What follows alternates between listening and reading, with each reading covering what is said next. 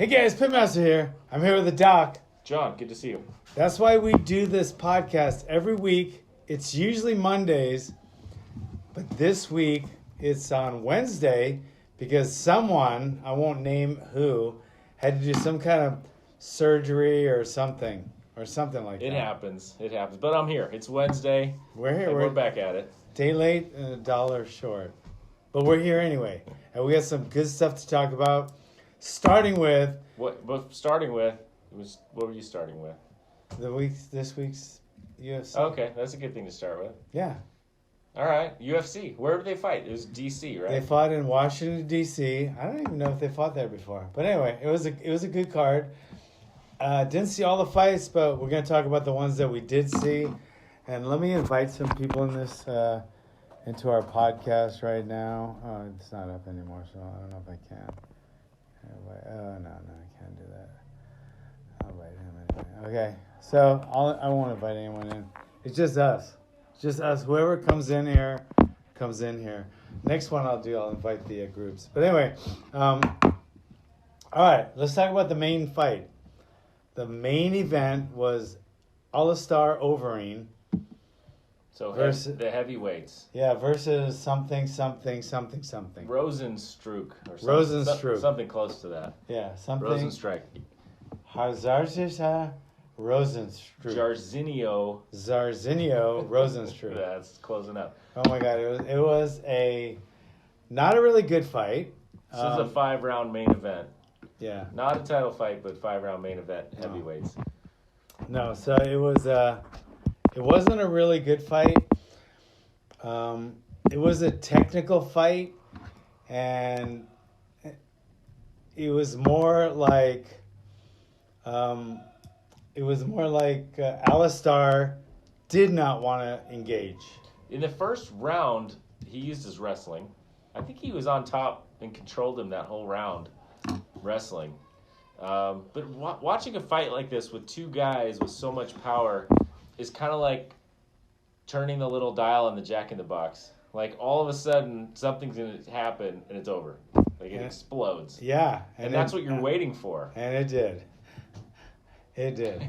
Something did explode. So it was an okay fight. It showed Alastar has a lot of stand-up.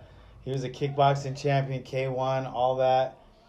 But this guy was maybe because the age or whatever, but Alastar didn't seem to want to engage with him with the striking. So he would do some jabs and do, some movement with strikes to get the clinch, and eventually he was going for the takedown. He wanted the fight on the ground. Yeah, and he got that the whole first round. Yeah. He got that and neutralized him. He did. Rosenstruck didn't do a lot from his back, and Alastar really used his wrestling and controlled him. But I think you could say Alastar's game plan was smart because he was trying not to get hit with that right hand, and it worked for 24 minutes. It worked for 24 minutes. It worked for 24 minutes and like 50 seconds. Yeah, so it worked until it didn't. And when it didn't work. Oh my God. So he actually, I think he ate a left jab first, and then Rosenstruck threw that right hand. He was a right, yeah. I didn't even just a brutal, powerful right hand. It was the worst cut I've ever seen in my life. It made in the fights. Who had the lip cut? Lawler. It made Robbie Lawler's lip cut look like a little scratch. It was yeah. And that was kind of a famous picture of Robbie Lawler with his lips split open. I think they might have been equally as big, but Lawler's was straight. It might not have been like perfectly straight, but it went on a line. Alastar is like forked, and it was. And you can see his teeth through it. It was bad. It was the worst cut I've ever seen in a fight. So let's talk about that. So that cut happens. Alastar you could say he got knocked out. I mean, he got knocked down and didn't know where he was. Right, he got rocked. 10 seconds left in the fight. The guy drops him so bad and then turns around and walks away, and Alastar got up. So the referee should have let him go on because he stood up real quick, but then he took a step and he stumbled. So the ref stopped it. I think it was a good stoppage. And also, he may have seen that cut on his face because that was a fight-ending cut. If you're going to stop a fight for a cut, we've seen fights stop like the last couple weeks in Madison Square Garden for the cuts over what's his name's eye. Yeah, Nate. Nate Diaz's eye and above his eye. But that wasn't a disfiguring injury like this. This was something you cannot let that fight go on. But you could argue, and I'm not arguing it. I'm not going to argue that stoppage. I thought it was a good stoppage. But one could argue that with only like 4 seconds left by the time the referee was there, he wouldn't have got hit again. And it would have gone to the judge's scorecard, and Alastar would have won. Because Alastar... They said he had all 4 rounds before He had all, without a doubt. Unanimously. Yeah, I thought so. No, the card, I think they looked at the card. Oh, okay. And I think he had all 4 rounds. I heard that. I heard one of the commentators say that. But with that said, so one could argue that, but I don't think you can justify raising someone's hand, after getting dropped like that and then with a lip like that. I don't think you could call that person the winner. He wasn't even there for the announcement of the winner. He wasn't in the ring. Oh, or he wasn't. At least he wasn't. Was it Dan Mergliotta? I think was the ref.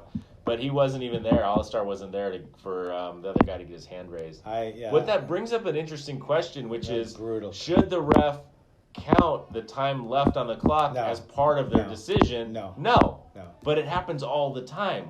Yeah. Where there's 10 seconds left, they're getting punched in the face, it's ground and pound, and the ref kind of lets it go on because the horn's almost about. I always feel like they're kind of letting it go to the end. They shouldn't. Because one punch could end their life. Right. So I don't think that whether there's 2 seconds left or 2 minutes left, it shouldn't make a difference on the call the referee makes. I think human nature probably does sometimes, but it shouldn't. But I think referees do such a good job overall. I remember when Julio Cesar Chavez fought not Mayweather, I forget his name, but he was winning the whole fight, that other guy, and then the referee stopped it the last round with like 10 seconds left. I think the referee was Richard Steele. And what Richard Steele was very important, what he said. He said, as a referee, we don't care how much time is left. We're here to protect the fighter. I don't care if 1 second is left. I want to protect the fighter. I don't care about the time or the judging or who's winning or who's losing. I'm going to protect the fighter, and he stopped the fight. I thought it was a good stoppage. Right. So I think those things probably creep in the back of your mind because as the ref how much time's left. You have to be prepared. Plus, they already clacked the 10-second thing. So the fight's almost over, but it was really a weird ending to the fight. I mean, obviously it was a fight-ending punch, but the way Rosenstruck just walked away before the fight was over was, I don't know, I guess he just felt like he knocked him out. He seemed like a really nice guy. I don't know him, but I don't think any fighter that I know would have kept punching that guy with that face like that. That was the most brutal cut I've ever seen. I don't think Rosenstruck would have hit him again. I don't think he would have. If you have just like that much, humanity in you, you're not going to hit someone again with that. That's the worst cut I've seen. He's going to need such plastic surgery. But there's plenty of fighters who will keep punching an unconscious person. Yeah. There's plenty. So we see that constantly. Right, but and though that might be worse, really. It is. It is, but to most people, that cut was more, that would have stopped more people than being knocked out. So he's like 10-0 now, this guy. Yeah. And I don't know how many of those are in the UFC. 10 seconds longer, he would have lost that fight. He lost that fight. 4 seconds longer. I think it was literally 4 seconds left when it got called off. Yeah. So, good. So that was the end of that fight was worth watching to see how that all played out. But it was 5 rounds of waiting for someone to get punched, basically. Yeah, it was pretty. What else we got in that fight? We got another interesting one was Ben Rothwell against Ben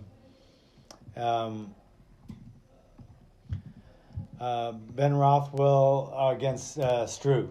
Oh, Stefan Struve, yeah. Skyscraper. This fight was interesting because Stefan Struve was winning most of the fight. And in the second round, he got kicked really hard in the groin. I mean, really hard. So I don't know how much it hurt. It probably did because he was rolling on the ground in pain. But just when they replayed it, that was a solid kick right to the groin. So he's rolling on the ground, holding his stomach. He's like telling the people, like the doctor or somebody, that his balls were in his stomach, and it was pretty bad.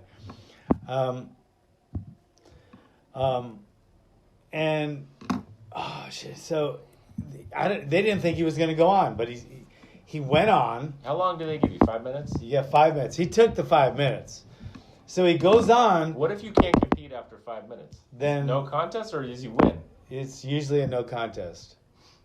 Yeah, unless the referee wants to say the guy did it intentionally or with bad, or did it again, then they'll disqualify him. But they don't usually qualify for that. But so he kept fighting, and then he started to kind of win a little bit, but you could just tell that he was a tainted fighter. He was already weakened. And Ben Rothwell, who had been losing the previous round and up to then, seemed to get revitalized, re-energized. And he went after Stefan again, kicked him again. Again, that second time. In the groin? In the groin. Kicked him again. So he's on the ground this time, and it's like he's got nothing left. Everybody knew it. But it's like the referee said, well, you got 5 minutes. You're winning this fight. So was it the third round it got stopped? Second round. Oh, it was? I thought it was. Okay, the end of the second. 2 seconds left. Yeah, so there's 2 seconds left. So there's like 10 seconds left, I guess, when the ref was talking to him. And he goes, all you got to do is finish up this, you got one more round and you're going to win this fight. I don't know why the referee was saying that to him. He goes, you got 5 minutes, and then all you got to do is last one more round, and you're going to win this fight. And so Stefan, even though you could tell he didn't want to fight anymore, he did. And this time, it was just all, as soon as he got back up and the fight started going on, it was just all Ben. And Ben just started steamrolling him. And what did he catch him with? He caught him with, I can't remember what he caught him with. I think it was a right. It was a right or a left. It was something that just knocked him out, and it was a ripoff. Did the second it was time, a ripoff. Did he get a point taken away? Yeah, he got 1 point taken away. But it doesn't matter. No, he was losing. Yeah, so it didn't matter. And then he got tagged. I'm almost positive it was a right hand, and then he was just done. Well, some fighters are famous for fouling, and then it ends up helping them in the fight. Yeah. Whether or not it's an accident. Yeah, when you're eye pokes and shit.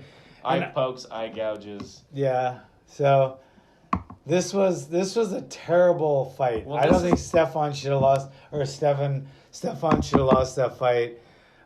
Stefan was winning that fight, and he was winning everything except for the groin kicks. And then to get knocked out after being fouled severely twice, he got robbed. He got robbed that fight. Yeah, I hope the UFC makes that right. That's something lacking in the rules right there. That you can foul somebody repeatedly and then end up winning. Because the point doesn't matter. Well, you can't. You can't really win. You can't win. If Stefan couldn't go on, you can't win off a foul. He did. No. Well, yeah, you can't. If you can't go on anymore. Not directly. No, I'm just saying he won because of the fouling. You're saying you think he did. What? Because he took stuff. No, right. But you can't win. If somebody gets fouled and the ref and the fight gets stopped, of course, you can never lose because of it. So, if he just said, I can't go on, he would have either won by disqualification or would have been a no contest. But he wouldn't have lost. So this is a terrible loss, and it was a ripoff, and I'm not happy about it. But it was. I think it was just bad. I think Megliano is one of the best referees out there. So I just think it was a bad judgment call, but fuck it. I don't know what to say. So what else we got? We got We had one fight in the prelims. Were there any other fights in the main? Aspen Ladd got a beautiful. How I've gone over the Frankenstein hook. She kind of did a Frankenstein hook, kind of like walking towards the girl. She put her right hand out, and the girl reacted to the right hand, and she just came right back with a left hook and knocked her out. And it was pretty impressive. That is impressive. Yeah, so she got a good knockout in that fight, and then the semi-main. I thought that was the semi-main, but the Monica Marina. Yeah, that was. I think that one came out I think that was a draw. That was a draw, I think. Yeah, so that was a draw. It was a good fight. It went back and forth. Carvalho had the better grappling and wrestling, and Rodriguez had the better striking. But they both did a little of each, and it was a well-rounded fight. It definitely was, but I just don't think that should have been a semi-main. I think the Stefan Struve, Ben Rothwell should have been the semi-main, but whatever. So that's what we got. The worst cut I've ever seen in my life. I want Alastar Overeem to retire. He's been knocked out like 15 times. Still very articulate guy. Speaks perfect English. You can't even, there's no accent. He speaks such good English. Such a sharp guy. I just don't have to fight anymore, especially after that cut. He's had enough fights. I think he's made enough money. I want him to retire. I really do. But whether, he's a great warrior. He's been there, done that, done everything. But I don't know, I don't know. I have no say so over that. Do you know any fighters from Arkansas? Just before now? Just Bryce Mitchell. Just Bryce. So I watched that prelim fight just because his last post-fight interview was so great. DC interviewed him his last fight, and he went on and on about Arkansas and taking his mom out for steaks and trying to get some camo pants from Reebok to wear in the camo shorts to wear in the octagon. He's great. Such a good personality. So he's a super personality. I love fighters like that. He's just so excited to be in there, trying to put Arkansas on the map. And he fought Matt Sales, and he got a very technical submission win. I had never seen it. Only the second time in the UFC at Twister. It's basically a spine crank. Yeah. Neck crank / entire spine crank that Matt Sales had to tap to.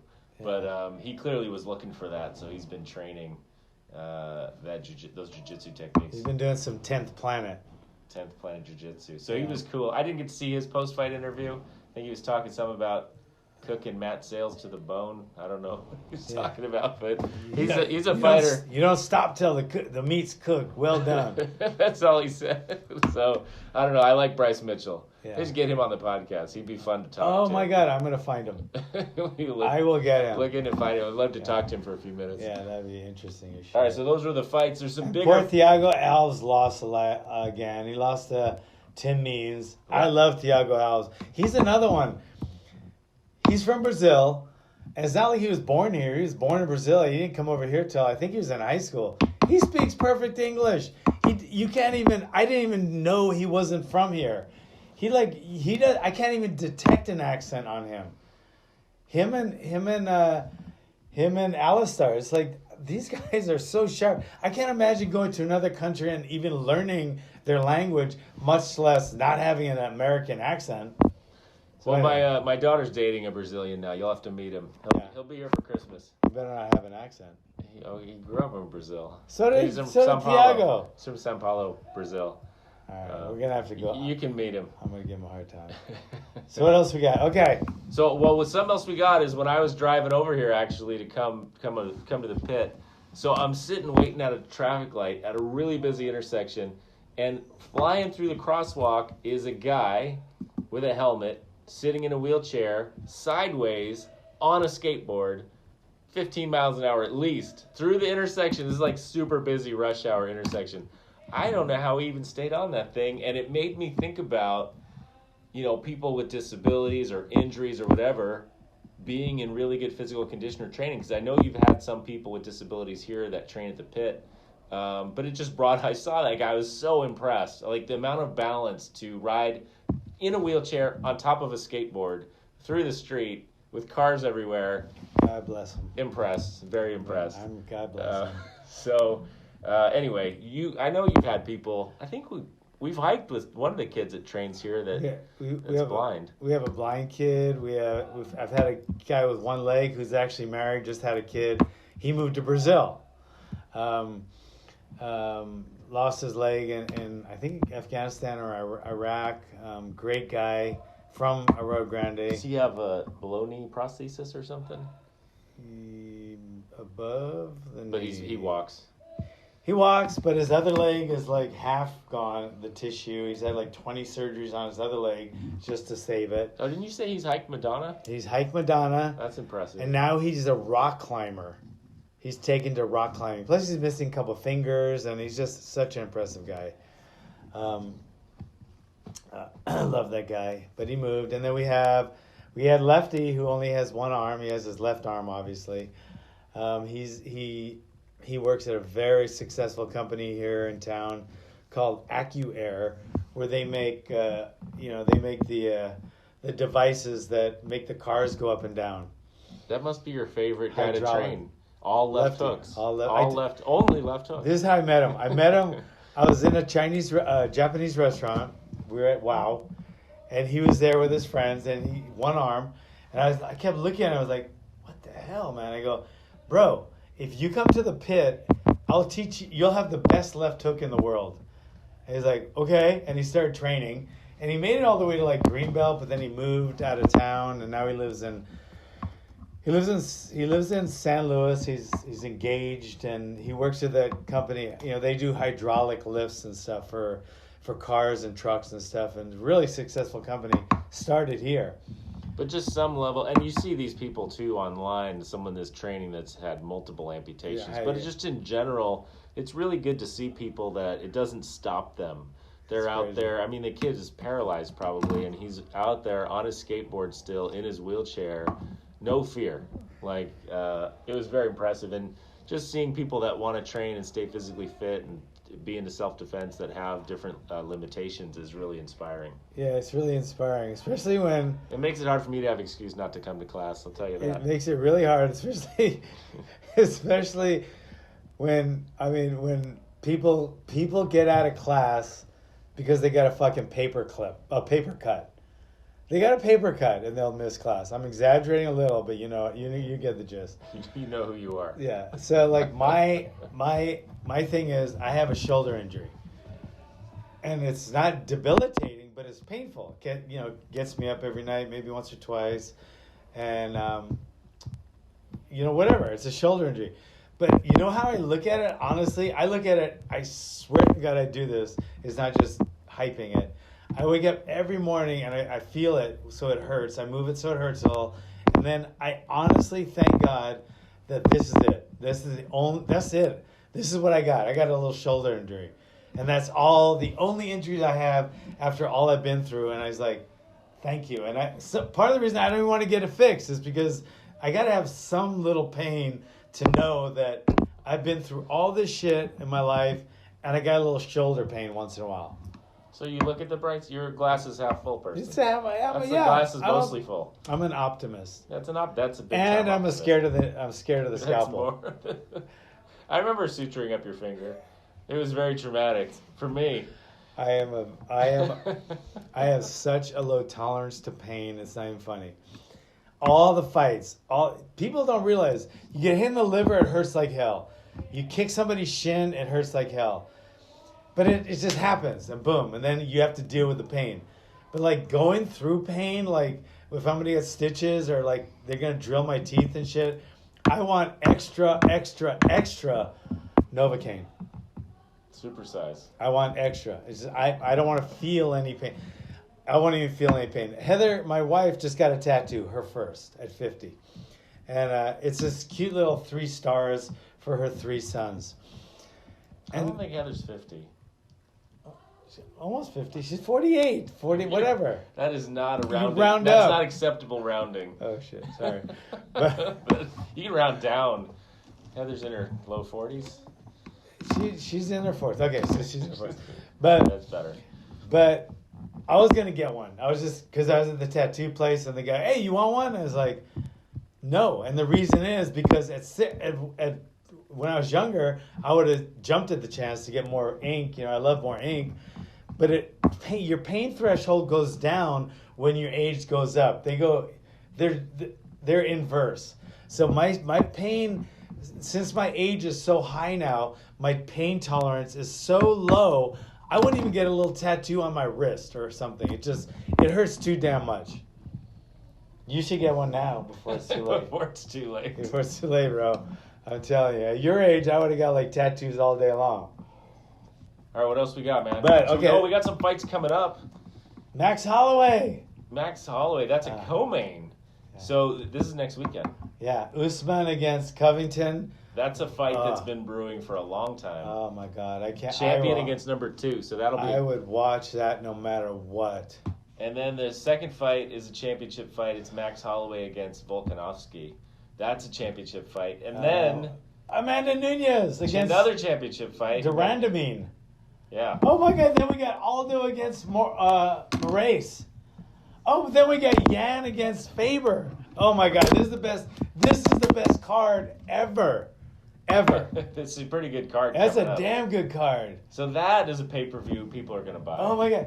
Wait, Max, not two people I never heard of. It's Max Holloway against Volkanov, and then Volkanovski or whatever. And then we got Amanda Nunes. She's not even the main or the semi-main. That's how stacked this card is. She's number 3 on the list. Yeah, that's going to be good. Oh my God, I can't wait. I don't know. Yeah. Mike Perry's fighting in the prelims. Oh my God. Ian Heinisch is fighting. In the prelims. He's been on the podcast. We're going to have to watch the prelims too. And Ben Saunders against Matt Brown. All right, we have to watch. Oh my God, we're going to watch the prelims and we're going to talk about the prelims and the main card. This is unbelievable. So stay tuned for that, guys. But remember this. Okay, this is my parting. I'm going to do a whole topic on this on YouTube and Facebook. But no matter if you're a good fighter, like even if you're naturally a good fighter, training at a bad place will make you a worse fighter, not a better fighter. So with that said, be mindful of shopping around for whether you want to be an MMA champion, UFC champion, and you have natural skills. If you train at a bad place, they'll take those natural skills and diminish them. Whereas if you have minor skills, you just have a little bit of skill, and you train at a good gym, it will take you much higher. So be very mindful of that, guys. Training at a bad place is going to make you worse than when you go in. So be mindful of that when you're shopping around for a martial arts gym. What's your recommendation for someone that wants to get into training but they don't, and they're not going to commit much time? Where should they focus their energy? Getting in shape fitness-wise? Wait, they want to be an MMA fighter? No, just regular training, just being in shape and maybe defending yourself. I think you have to look at your goal, and to me, every martial artist's goal are there's 2 of them. Number 1, to win a UFC title, right? Number 2, if you don't want to go that route, it's to stay safe on the street. And there's a lot of benefits on both on your way up, getting in great shape, getting stronger, cardio, being healthier, etc. But I think the gym that you go into, if you just want to learn for the street, ask the person, am I going to learn a bunch of techniques where my hand is by my hip? If your hand's by your hip when you're training, it's not a good sign. Okay? If you're in positions where you don't understand exactly why you're in that position, that's not a good sign. If they're not teaching takedown defense, it's not a good sign. You need a list of these signs. I will. You know what I'm going to do for you guys? And I'll put it on Facebook. You should put that on Instagram. On Instagram. 10 signs you're at the 10 wrong signs gym. you're at the wrong gym. That's going to be good. Whether you want to win a UFC title, but more importantly, if you want to stay safe on the street, because we both know what will happen if you get your ass whooped in the street in front of your wife. Do you know what's going to happen? We've been over this. Okay. I'm going to have to go there. Anyone who knows you knows. Yeah, they know. All right, brother. I'll see you. All right. Till next week. Boom.